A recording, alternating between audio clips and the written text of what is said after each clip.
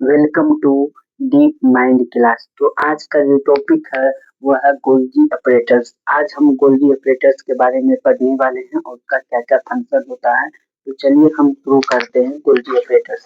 आज का जो टॉपिक है गोल्जी ऑपरेटर्स, इसको शॉर्ट में हम लोग क्या कहते हैं, जी ए, गोल्जी ऑपरेटर्स। गोल्जी बेबी भी इसको कहते हैं या गोल्जी कॉम्प्लेक्स हो गया, सब इसी का नाम है, गोल्जी ऑपरेटर्स का ही नाम है।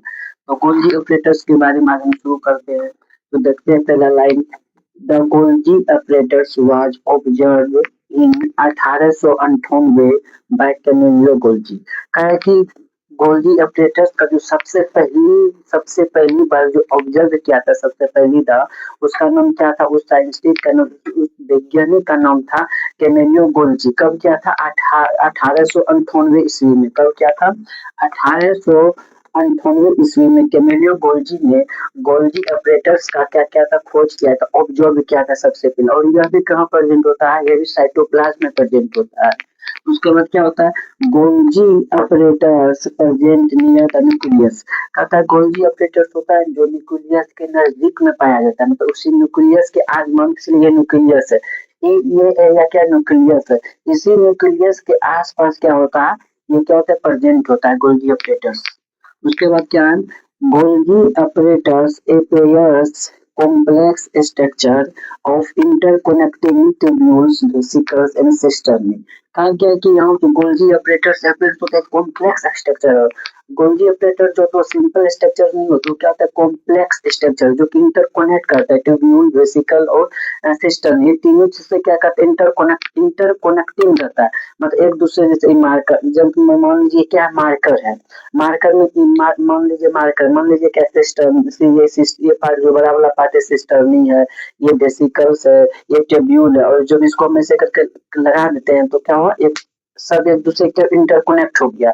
सब क्या होगा, एक दूसरे का इंटरकनेक्ट हो गया। मान लीजिए ये जो बड़ा वाला पार्ट ये क्या सिस्टर्नी है, और ये जो है ये क्या है, ट्यूब्यूल्स है, और ये वेसिकल्स है। ये क्या है, ये जो है वेसिकल्स है। जब इसको हम इसमें लगाएं तो सब क्या हुआ, एक इंटरकनेक्ट हो गया, सब क्या हो गया, इंटरकनेक्ट हो गया। उसी तरह से यहाँ जो बोल रहा है, गोल्गी ऑपरेटर्स होता है ना, ट्यूब्यूल्स, वेसिकल्स एंड सिस्टर्नी, सब क्या होता है, इंटरकनेक्ट होता है। Golgi operators APS complex structure interconnecting tubules, vesicle, cisternae. इसी तरह से कहता है गोल्गी ऑपरेटर जो होता है तीनों से क्या होता है, इंटरकनेक्ट होता है, एक साथ जुड़ा हुआ होता है, एक साथ कनेक्ट रहता है। उसके बाद क्या होता है, Golgi apparatus looks like flat discs and shaped like structure। कहता है गोल्जी ऑपरेटर के पास फ्लैट होता है, चिपटा, फ्लैट जैसे दिख, ये जो फिगर यहाँ पे है, ये क्या है, गोल्जी गोल्जी का गोल्जी बेबी का ही फोटो, गोल्जी ऑपरेटर्स का ये कैसा है, फ्लैट है।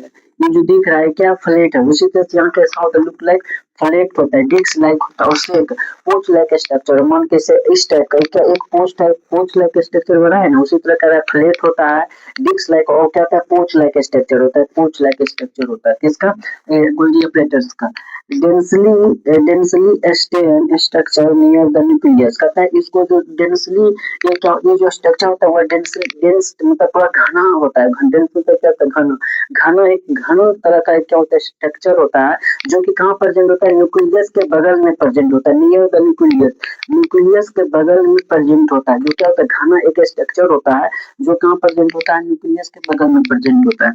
The number of sister very in different Golgi operators. इसमें जो ये क्या ये जो ऐसे करके देखिए क्या सिस्टर्नी है, वही हम बोल रहे हैं गोल्जी ऑपरेटर्स में जो सिस्टर्नी का जो संख्या होता है अलग अलग गोल्जी ऑपरेटर्स में, वो जो सिस्टर्नी का जो संख्या होता है वो क्या कर सकता है, वेरी कर सकता है, अलग अलग, मतलब कि किसी में 2 होगा, किसी में 4 होगा, किसी में 6 होगा, किसी में 10 है।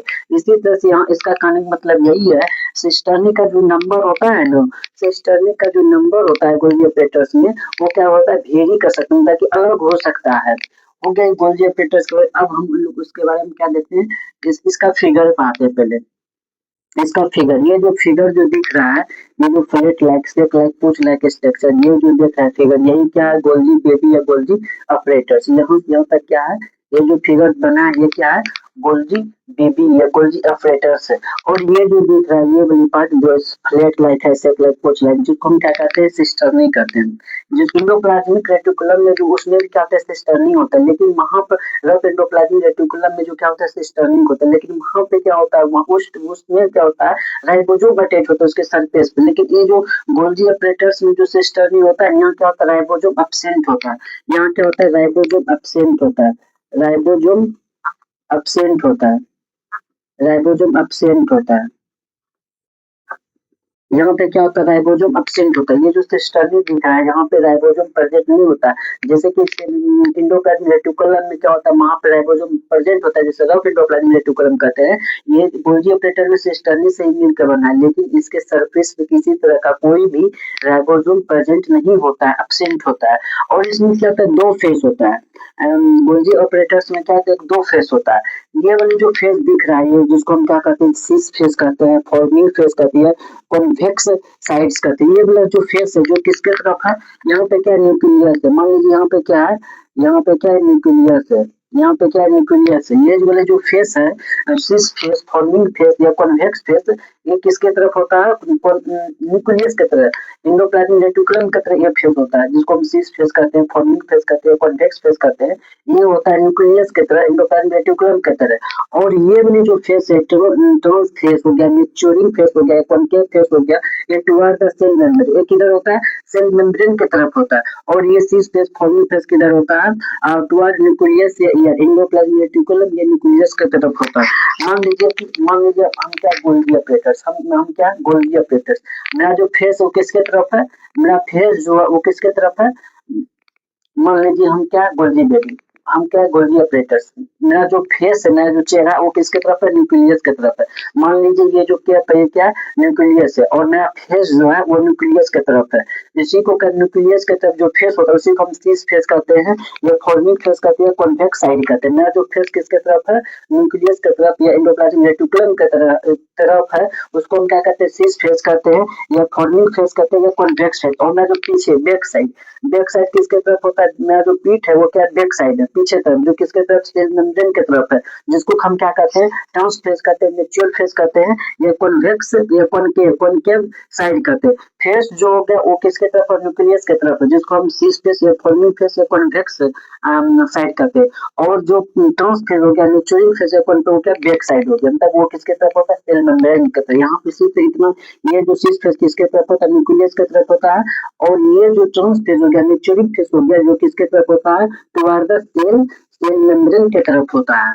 उसके बाद इसका अब हम लोग देखते हैं इसका फंक्शन क्या क्या होता है। फंक्शन क्या होता है एरिया, इसका जो पहला जो फंक्शन होता है area for storage processing and packaging. इसका जो मेन फंक्शन होता है वो क्या करता है इसमें एरिया, इसके पास का गोल्गी ऑपरेटर्स तक एरिया होता है जो क्या करता है फूड को स्टोर करता है और पैकेजिंग करता है। और जहां पर भी जिस सेल को भी जरूरत होता है वहां क्या करता है ट्रांसफर करता है, ट्रांसपोर्ट करता है, उस उसको क्या करता है भेज देता है।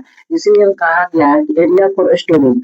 गोल्जी ऑपरेटर्स के पास क्या एरिया होता है बहुत सारा जगह होता है किसके लिए स्टोरेज के लिए, मतलब फूड्स को रखने के लिए जितना भी भोजन होता है जितने भी प्रकार का जो इंजाइम सब होता है उसको रखने के लिए यहाँ पे क्या होता है एक एरिया होता है जगह होता है उसमें वो क्या करता है स्टोर करके रखता है। उसके बाद क्या करता है जब कोई मतलब कि जब किसी को जरूरत पड़ता है तो वो कहता है प्रोसेसिंग करके फटाफट क्या करता है फूड को तैयार करता है और फूड को तैयार करके वहां से पैकेजिंग करके फटाक से वहां क्या करता है भेजता है जहाँ पर उसको जरूरत होता है। इसीलिए कहा गया कि area for storage processing and packaging. Area होता है स्टोरेज के लिए प्रोसेसिंग, उसके बाद स्टोरेज करके वहां से ट्रांसफर करता है जहाँ पर उसको जरूरी होता है। उसके बाद क्या होता है it involve in synthesis of cell wall plasma membrane and ribosome. कहते हैं और ये किसमें इन्वॉल्व होता है सेल वॉल, सेल वॉल का जो फॉर्मेशन होता है उसमें भी इन्वॉल्व होता है या प्लाज्मा मेम्ब्रेन या सेल मेम्ब्रेन उसका भी जो फॉर्मेशन होता है उसमें भी क्या होता है इन्वॉल्व होता है, मतलब कि उसके बनने का प्रोसेस जो होता है उसमें क्या क्या करता है मदद करता है हेल्प करता है। और किसमें लाइबोसोम, लाइबोसोम मेन तो साइट लाइबोसोम का जो मेन साइट होता है ड्राइव होने का वो क्या गोल्गी ऑपरेटर्स। गोल्गी ऑपरेटर्स के द्वारा क्या होता है लाइबोसोम ड्राइव होता है। इसीलिए यहाँ कहा गया है कि it involve synthesis of cell wall plasma membrane and ribosome, मतलब इस तीनों में जो महत्वपूर्ण जो योगदान होता है किसका, गोल्गी ऑपरेटर्स होता है सेल वॉल बनने में, प्लाज्मा मेम्ब्रेन को बनाने में और लाइसोसोम को ड्राइव करने में, सिंथेसिस करने किसका उनका रोल होता है, गोल्गी ऑपरेटर्स का, जिसको हम जीएम या कॉम्प्लेक्स गोल्गी भी कहते हैं। आप लोग इसका एक बार स्क्रीनशॉट ले लीजिए। अगर आपको वीडियो ये पसंद आए तो लाइक करें, शेयर करें, सब्सक्राइब जरूर कर ले डीप माइंड यूट्यूब चैनल को, क्योंकि इस चैनल पर हम हर एक चैप्टर को एक एक टॉपिक वाइज हम डिस्कस करेंगे। अगर आपको कहीं भी समझने में दिक्कत आए तो आप लेक्चर के नीचे में कमेंट कर दीजिएगा ताकि हम उसको नेक्स्ट लेक्चर में डिस्कस कर सके। Thank you.